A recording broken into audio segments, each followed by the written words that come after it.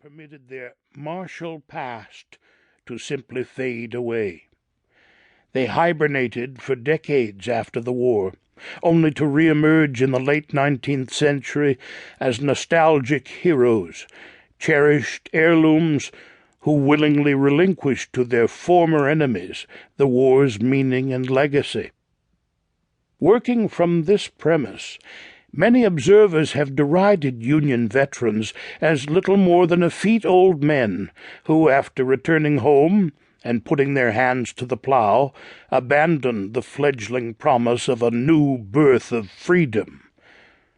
One leading historian writes that by the 1890s it was easy for Northern veterans to accept Southern claims that the war was really about arcane constitutional issues. Indeed, despite all that has been written about the American Civil War, Union veterans remain eccentric caricatures, lurking in the unwarranted shadows of historical obscurity, as distant and unfamiliar to us as they were to those who lived in post-Civil War America. Although a few historians have trailed the blue-coated armies home from Appomattox, most often by analyzing their fraternal rituals, their infamous pension lobbying, and their reunions, parades, and monuments, none have penetrated the most intimate human details of their lives. Much of what we know or think we know about Union veterans is informed by a sprawling literature on common soldiers. For generations, historians have revered Billy Yank, marveling at his uncommon sense of duty, his fearsome patriotism, and his principled devotion to the Union cause. Historian Chandra Manning has even suggested that the blue-coated armies were abolitionized by their experiences in battle.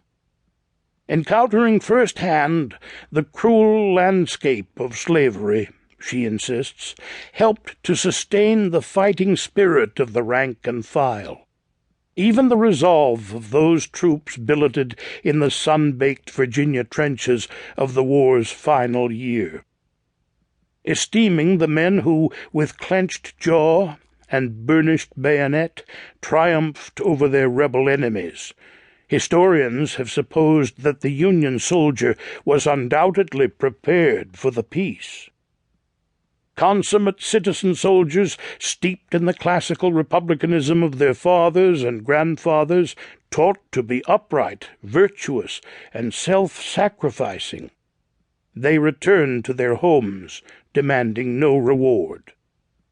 Yet yellowed veterans' newspapers, soldiers' home records, disability pension files, and personal manuscripts chillingly demonstrate that even victory had a price, that the terror of this unprecedented war long outlived the stacking of arms at Appomattox.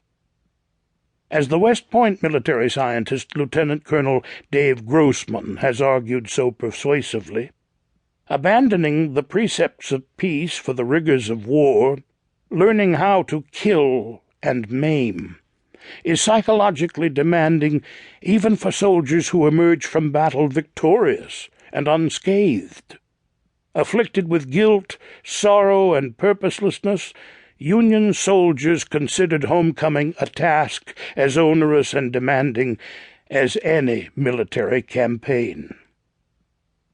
Billy Yank often stumbled home after guzzling gallons of rum in dodgy grog shops.